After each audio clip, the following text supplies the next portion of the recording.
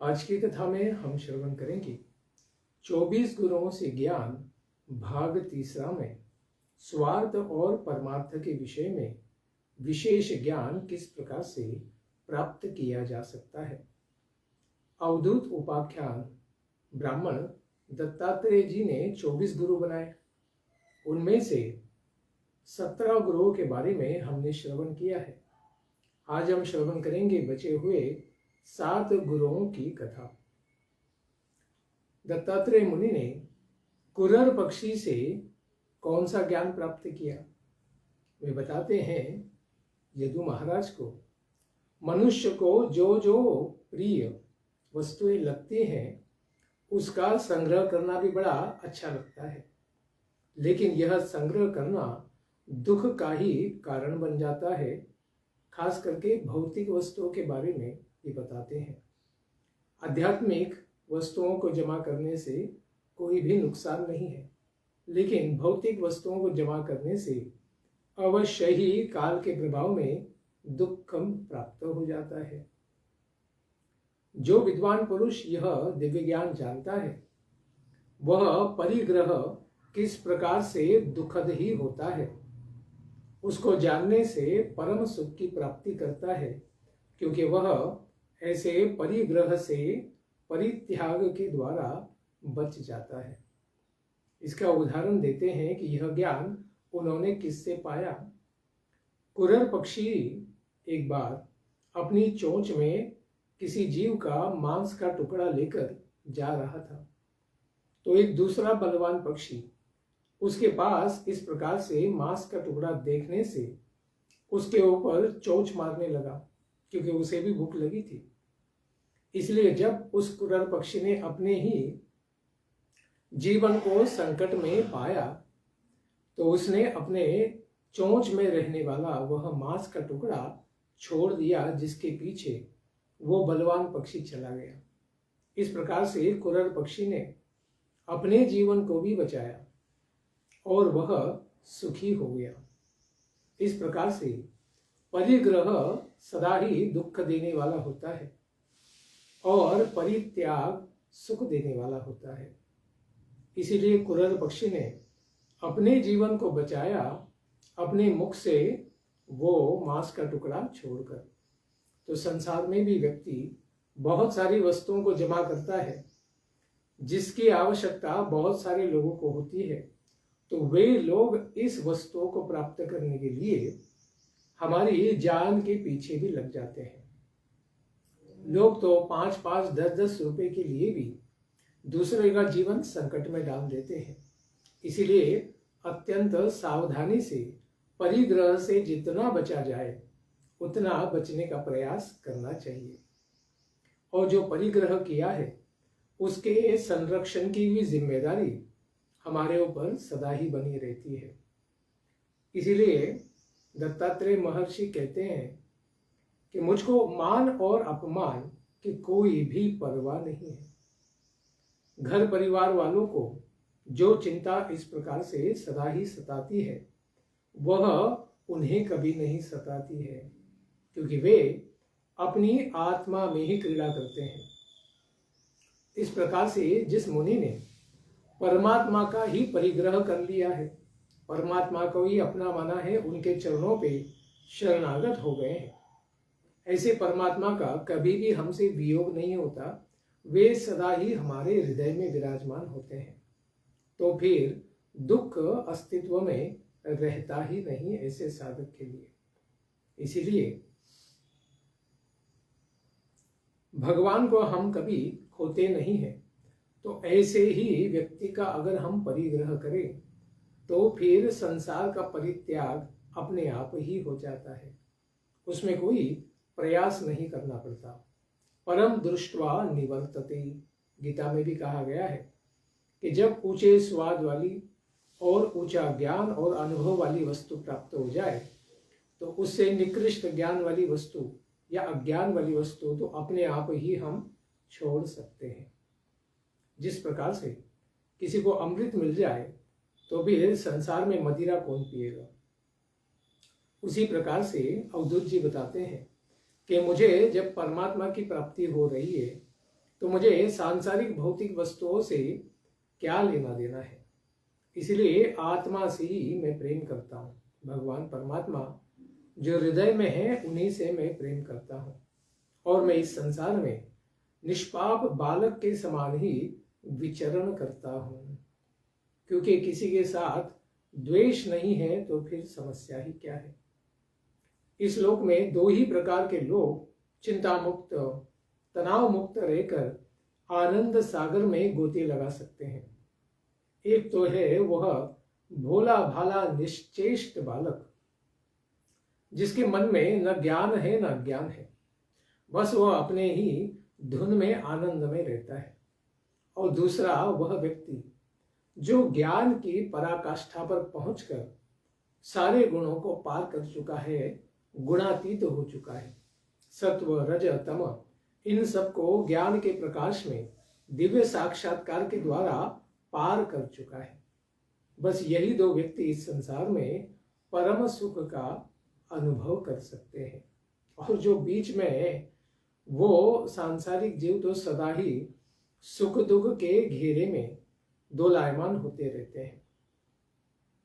इसका उदाहरण देते हैं कि उन्होंने यह दिव्य ज्ञान किससे प्राप्त किया कि संसार से विरक्त होकर असंग प्राप्त करके व्यक्ति केवल स्वयं ही भगवान का चिंतन करने से सारे सुख को प्राप्त कर लेता है।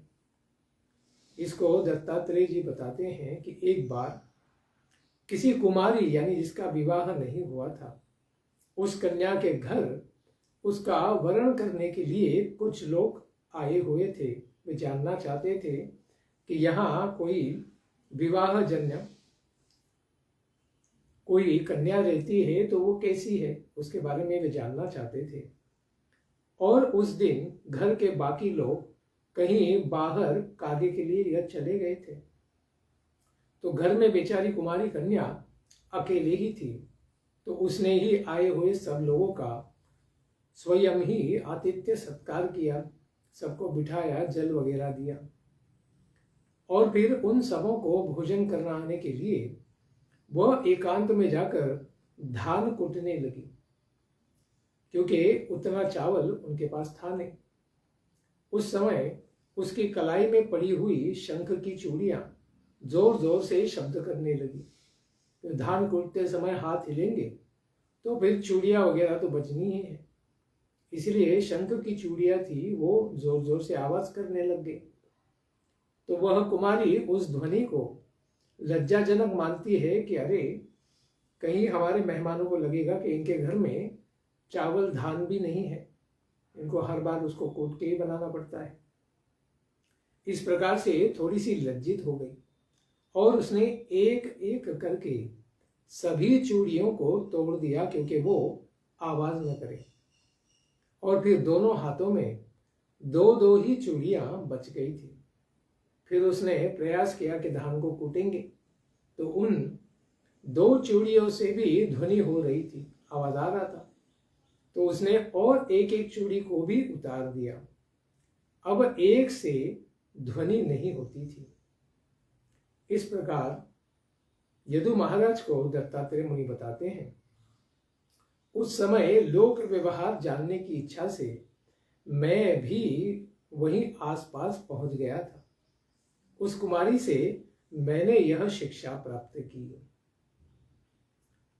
कि जब अनेक लोगों के एक साथ रहने पर कलह उत्पन्न हो जाता है और अगर केवल दो लोग ही बच जाएं तब भी बातें होती ही रहती हैं। इसलिए चिंतन करना, ध्यान करना बड़ा कठिन हो जाता है। अतएव कुमारी की चूड़ियों के समान ही साधुओं को और साधकों को जो भगवत साक्षात्कार प्राप्त करना चाहता है उन्हें अकेले ही विचरण करना चाहिए, क्योंकि वो फिर किसी से ज्यादा वार्तालाप नहीं करेंगे और भगवत चिंतन अवश्य ही करेंगे। वार्ता या बातचीत में अपना समय व्यस्त नहीं करेंगे। इस प्रकार से दत्तात्रेय मुनि ने एक कुमारी कन्या से भी असंग संग त्याग असत संग त्याग वैष्णवाचार, जिस संग के द्वारा भगवत भजन नहीं हो सकता है, ऐसे संग का त्याग कर देना चाहिए। इसको उन्होंने ज्ञान प्राप्त किया। आगे उन्होंने एक बाण बनाने वाले सूत से ज्ञान प्राप्त किया। वे बताते हैं कि मैंने बाण बनाने वाले से यह ज्ञान सीखा है कि आसन एवं श्वास को जीतकर व्यक्ति वैराग्य एवं अभ्यास के द्वारा अपने मन को वश में कर ले तो फिर बड़ी सावधानी से उसको एक लक्ष्य में, ध्येय में लगा दे सकता है। इस प्रकार समाधि की एकाग्रता को व्यक्ति प्राप्त कर सकता है और किसी भी अत्यंत दुष्कर कर्म को सिद्ध कर सकता है। वो भगवान पर ध्यान लगाना हो या फिर आत्म साक्षात्कार की प्राप्ति हो या किसी ज्ञान को आत्मसात ही क्यों न करना हो। इस प्रकार से जिस समय परमानंद स्वरूप भगवान परमात्मा में ही मन स्थिर हो जाता है, तब वह धीरे धीरे कर्म वासनाओं की धूल को धो देता है और सत्वगुण की वृद्धि के द्वारा रजोगुणी और तमोगुणी वृत्तियों का त्याग करके मन वैसे ही शांत हो जाता है जैसे ईंधन के अभाव में अग्नि शांत हो जाती है। किसी यज्ञ कुंड में भी अभी अगर हम अधिक लकड़ी नहीं डालेंगे तो वहां की अग्नि थोड़े समय में शांत ही हो जाती है। उसी प्रकार से मन के लिए अलग अलग विषय अगर हम देते नहीं रहेंगे तो मन शांत हो सकता है, लेकिन हम बंदर की तरह एक विषय से दूसरे विषय में कूदते ही रहते हैं, जिसके कारण फिर मन शांत नहीं हो पाता है। इस प्रकार से असंप्रज्ञात समाधि के नाम से इसको प्राप्त किया जा सकता है। जब मन निश्चल हो जाए, शांत हो जाए, भगवान के ऊपर ध्यान करेगा।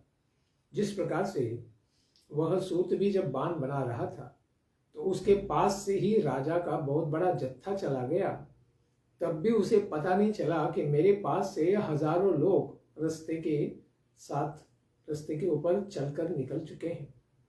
जैसे कोई बारात निकल गई हो, बैंड बाजा निकल गया, तब भी पता नहीं कि यहाँ से कौन गया।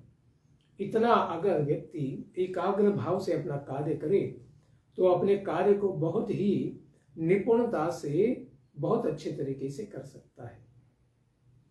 इसीलिए इस प्रकार जब मन परमात्मा में ही अवरुद्ध हो जाता है तो उसको बाहर भीतर का कुछ भी पता नहीं चल पाता है। जिस प्रकार बाण बनाने वाले का मन इसी प्रकार अपने कार्य में निश्चल लगा हुआ था कि उसके बगल से राजा का दल बल निकला, बड़ी सवारी निकली, फिर भी बाण बनाने वाले को उसका पता नहीं चला।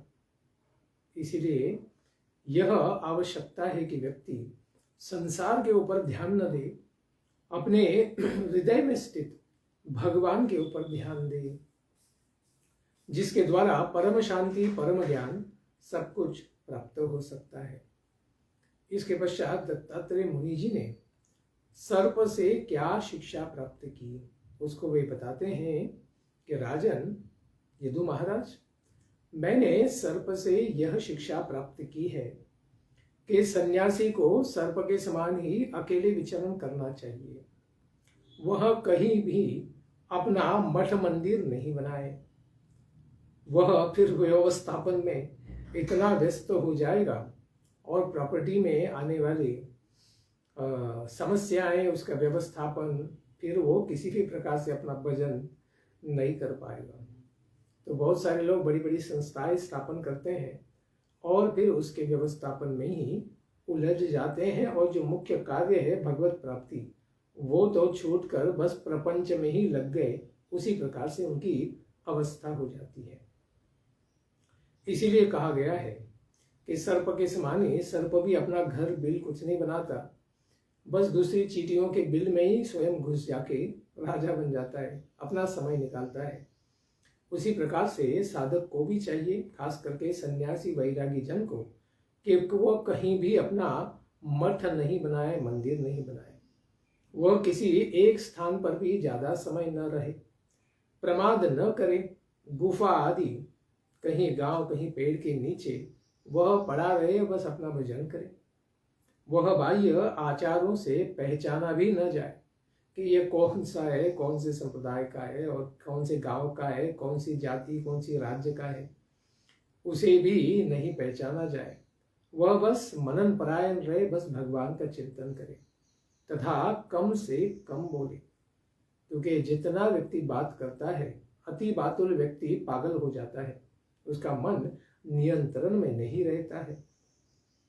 इसलिए आवश्यकता है कि मननशील व्यक्ति को मौन पालन करे और भगवान के ऊपर चिंतन करे और कुछ भी ना करे। इस प्रकार अनित्य शरीर के लिए घर बनाना भी दुखद ही होता है, क्योंकि वह भी व्यर्थ ही है। शरीर का तो, आत्मा का तो शरीर से भी संबंध नहीं, और उस शरीर ने बनाए हुए घर से तो उसका कितना संबंध रहेगा। इसलिए सर्प के लिए बताते हैं कि सर्प तो दूसरे के बनाए हुए चूहे या चींटियों ने बनाए हुए गृह में ही प्रवेश करके सुखपूर्वक रहता है और कुछ समय के बाद वहां से चला भी जाता है। इसी प्रकार से सन्यासी को भी ज्यादा मठ मंदिरों के व्यवस्थापन में नहीं जाना चाहिए, अपने भजन पर ध्यान देना चाहिए। हाँ, जन संग्रह के लिए, प्रचार के लिए जितना आवश्यक है उतना तो वे अवश्य ही कर सकते हैं, लेकिन व्यवस्थापन में न पड़े। बस ज्ञान दे, आशीर्वाद दे और आगे बढ़े। इस प्रकार दत्तात्रेय जी ने किसी भी प्रकार का मंदिर नहीं बनाया, मठ नहीं बनाया, और वे सदा ही विचरण भी किया करते थे। इसके पश्चात दत्तात्रेय महर्षि ने मकड़ी से भी कुछ विशेष शिक्षा प्राप्त की। वे बताते हैं कि मैंने मकड़ी से प्राप्त शिक्षा को वर्णन करता हूं। उन्होंने कहा यदु महाराज से कि केवल भगवान एकमात्र नारायण ही सब जीवों के नियामक है, प्रकाशक है, नियंत्रक है, स्वामी है।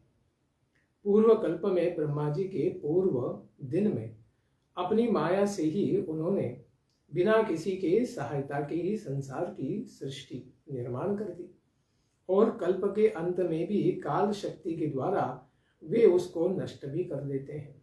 ये उनकी लीला है।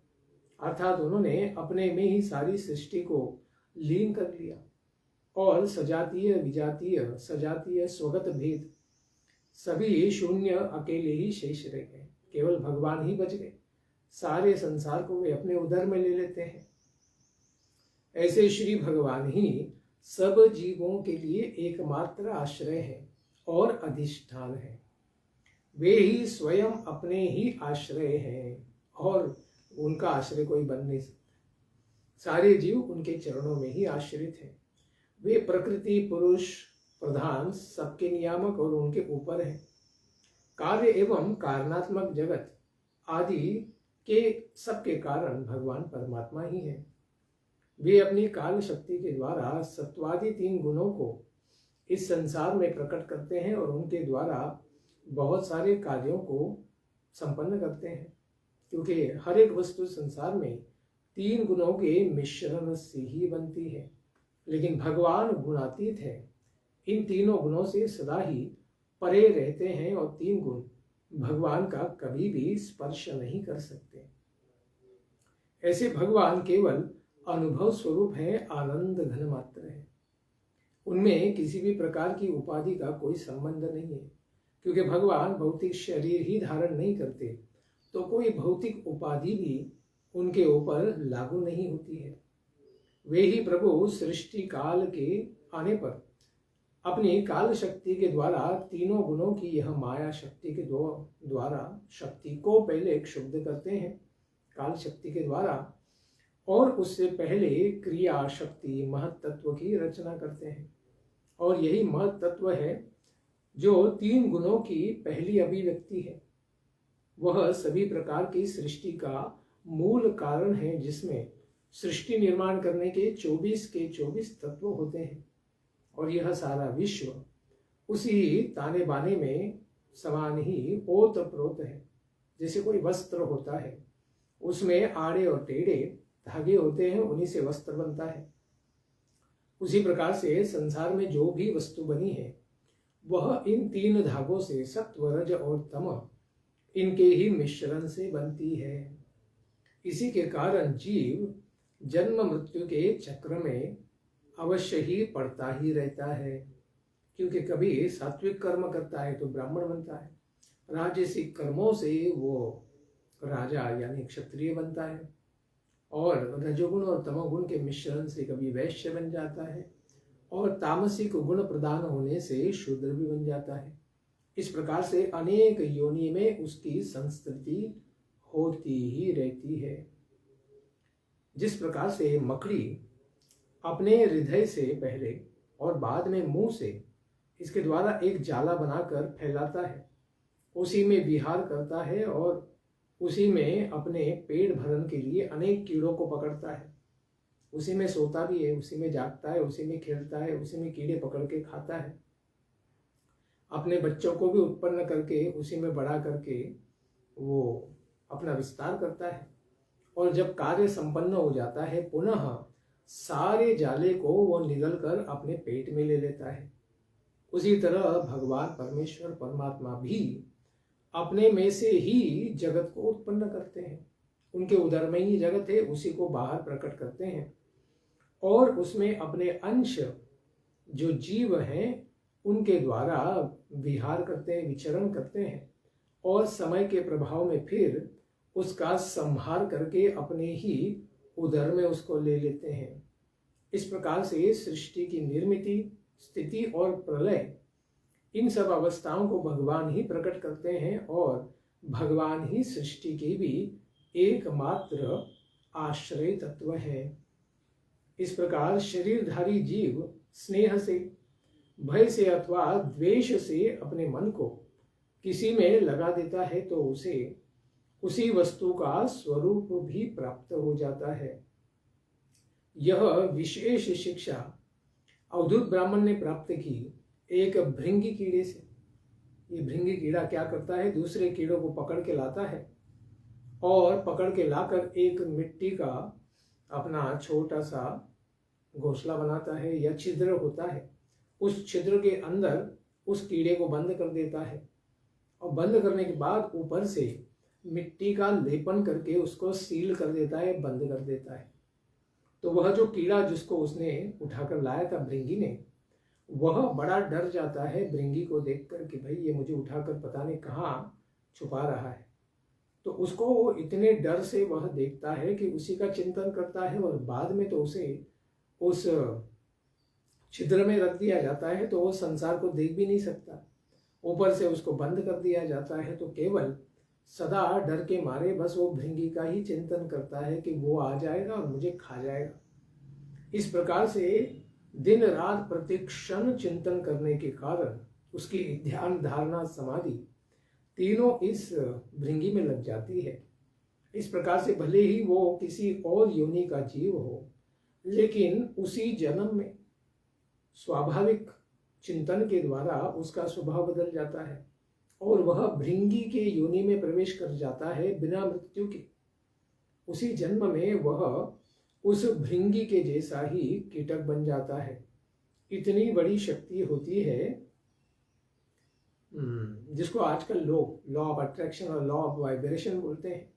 तो ये सब भागवत से ही आया है, क्योंकि इसी प्रकार से एक कीड़ा दूसरे प्रजाति में कैसे एक ही जीवन में चला जाता है, केवल मानसिक चिंतन के द्वारा। क्योंकि ये चिंतन भी खास प्रकार की फ्रीक्वेंसी साउंड्स हैं, और उसके द्वारा व्यक्ति का पूरा डीएनए, उसका मन भी उसी प्रकार से ढल जाता है कि जिसका वह चिंतन करता है वैसा ही वह बन जाता है। इसलिए इन सभी शिक्षाओं से इस प्रकार से दत्तात्रेय मुनि ने अनेक गुरुओं को बनाया और अनेक प्रकार से शिक्षाओं को प्राप्त किया। अब दत्तात्रेय मुनि बताएंगे कि मैंने अपने स्वयं के अपने शरीर से क्या ज्ञान की प्राप्ति की है, उसको ध्यान से श्रवण करो। वे कहते हैं कि मेरे जीवन में जो तुम विरक्ति और वैराग्य देखते हो, इसका कारणभूत भी यह शरीर ही मेरा एक गुरु है। यह हमेशा ही उत्पन्न होता रहता है और मरता रहता है। क्योंकि जैसे हम पिक्चर में देखते हैं, मूवी में देखते हैं कि हर एक उसके रील के ऊपर हर एक अलग प्रकार का चित्र बना है, और वो जोर जोर से एक साथ घुमाने से, उसमें ऊपर लाइट देने से और आवाज चलाने से सामने चलचित्र पर चल जाता है और एक सूत्रबद्ध कहानी उसके ऊपर दिखती है। लेकिन रील के ऊपर तो ऐसी कोई कहानी हमें दिखती नहीं, केवल अलग अलग पिक्चर्स होते हैं। उसी प्रकार से यह शरीर भी प्रतिक्षण बदलता रहता है। यह कभी उत्पन्न होता है, कभी इसकी स्थिति, कभी इसमें बदलाव आते हैं और कभी इसको त्याग भी दिया जाता है। इस प्रकार से इस शरीर को धारण किए रहने का फल एक दुख के बाद दूसरे दुख की प्राप्ति है। प्रति क्षण इसमें से बस अलग अलग दुखों का अनुभव मात्र किया जाता है। यद्यपि मैं इस शरीर से तत्वों का विचार करता हूं, फिर भी मैं जानता हूं कि एक दिन, कोई तो एक दिन आएगा कि इसको सियार या कुत्ते खा जाएंगे। क्योंकि जब शरीर का, आत्मा और शरीर का वियोग हो जाएगा तो फिर इसको कोई भी प्राणी खा सकते हैं। चील कौवे खा सकते हैं, कुत्ते सियार खा सकते हैं, कीड़े खा सकते हैं, या अपने आप ही मिट्टी बन जाएगा। अतएव इससे अनासक्त होकर ही मैं विचरण करता हूं। क्योंकि ये शरीर जो है ये भी एक गुरु है। ये भी हमें ज्ञान देता है कि किस प्रकार से यह शरीर क्षणभंगुर है, हर क्षण तो बदल रहा है और फिर एक दिन इसको पूरी तरह त्याग देना है, छोड़कर आगे चले जाना है। इसीलिए इस शरीर में भी ज्यादा आसक्ति किसी काम की नहीं है। जीव जिस शरीर का प्रिय करने के लिए ही अनेक प्रकार की कामनाएं, भौतिक इच्छाएं और उसको परिपूर्ण करने के लिए अनेक प्रकार के कर्म करता है और साथ ही स्त्री, पुत्र, धन, पशु, भृत्य, गृह, बंधु बांधवों का विस्तार करते हुए उनका पालन पोषण करता है। वह बड़ी ही कठिनाइयों को सहकर धन का संचय करता है, बड़ी प्रॉपर्टी बनाता है, जमीन लेता है और वही देह आयु के समाप्त हो जाने पर स्वयं तो नष्ट हो ही जाता है और वृक्ष के समान दूसरे शरीर के लिए बीज बोकर, यानी अपने कर्मों के द्वारा और एक शरीर को, योनि को उत्पन्न करता है और उसी में प्रवेश करता है। यानी एक दुख को, एक शरीर को छोड़कर दूसरा दुख पाने के लिए दूसरे शरीर की भी व्यवस्था कर जाता है। जिस तरह बहुत सी सौतें अपने एक पति को अपनी अपनी ओर खींचती हैं। हर एक पत्नी चाहती है कि मेरा पति मेरे साथ ही रहे, मेरे घर में ही रहे, दूसरे की ओर, यानी दूसरी किसी सौत की ओर न जाए। उसी तरह इस जीव को भी उसकी कितनी पत्नियां हैं? 5 पत्नियां हैं। उसकी ज्ञानेंद्रिय, कर्मेंद्रिय। जैसे जीव स्वादिष्ट पदार्थ खाने की ओर उसको खींचती रहती है, प्यास जल की ओर खींचती है।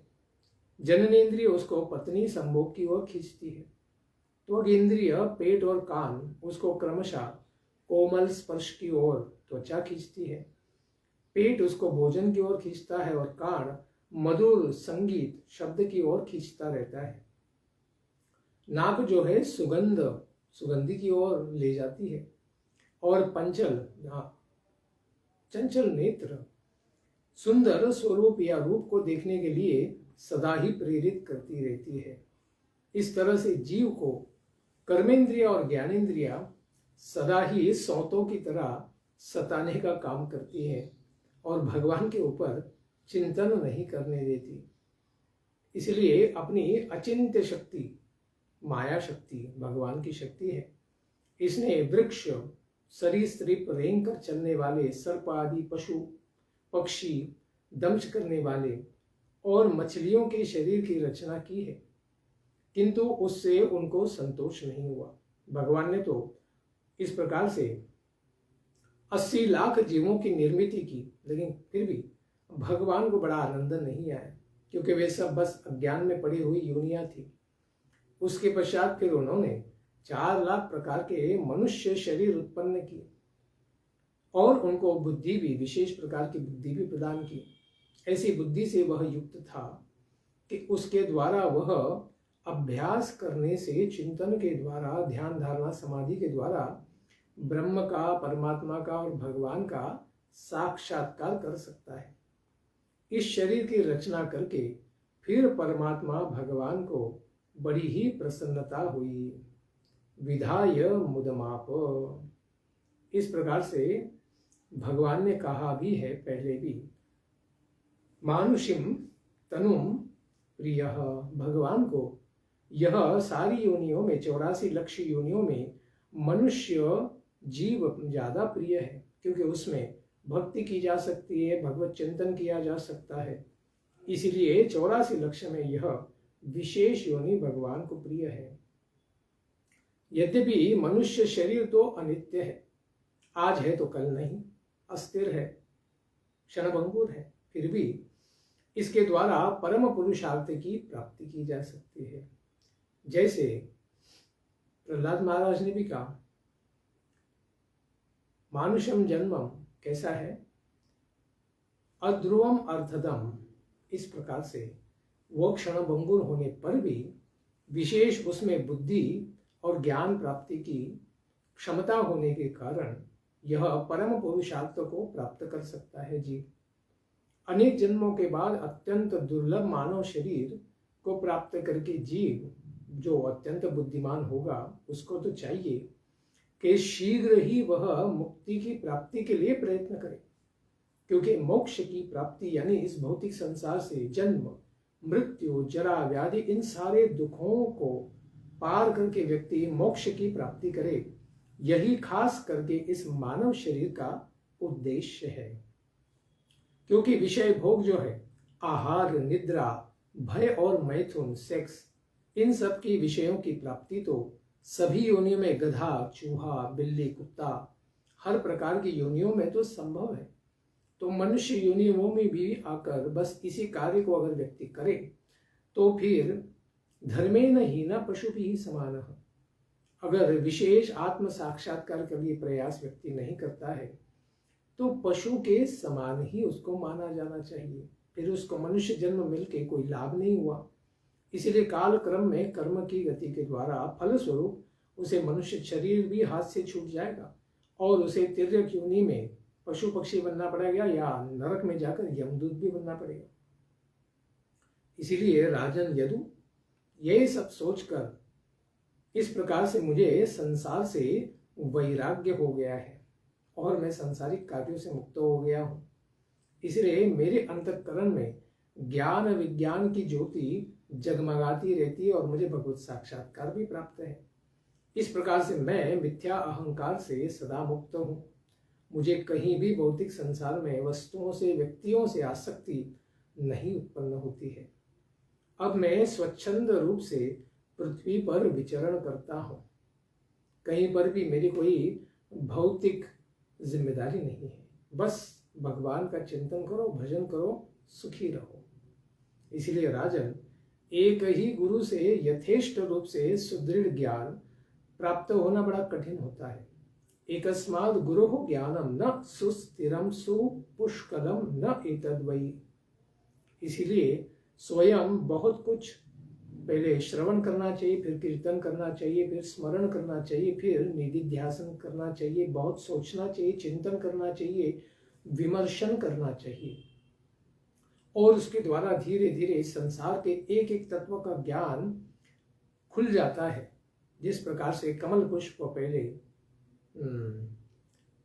बड़ के रूप में होता है, बंद होता है, फिर धीरे धीरे वो विकसित होता है, फिर पता चलता है कि उसके अंदर क्या क्या है।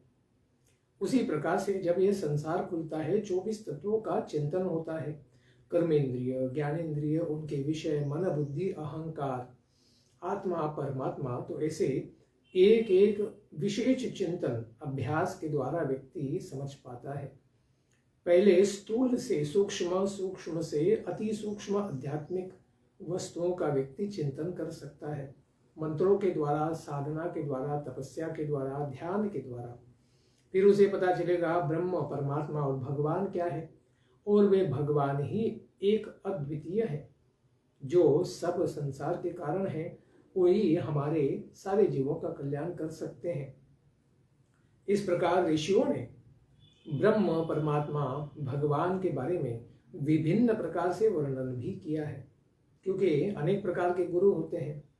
किसी का अर्थशास्त्र में अधिकार है तो किसी का धर्म शास्त्र में, किसी का काम शास्त्र में, किसी का आत्म साक्ष्य में, आत्म शास्त्र में, किसी का परमात्मा तत्व में ज्ञान है तो किसी के पास भगवत तत्व का यानी भगवान की भक्ति का विशेष योग का ज्ञान हो सकता है।